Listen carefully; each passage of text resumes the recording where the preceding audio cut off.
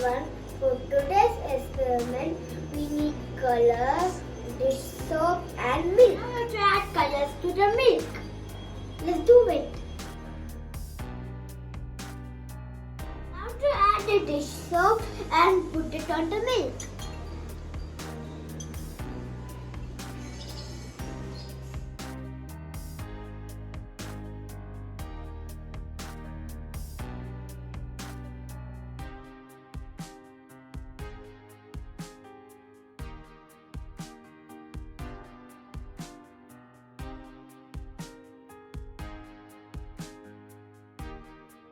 When this soap is added to milk, it reduces the surface tension of milk and reacts with fat. This interaction causes particles in the milk to move and create swirls of color. I hope you will like my video. Bye bye. Subscribe and share.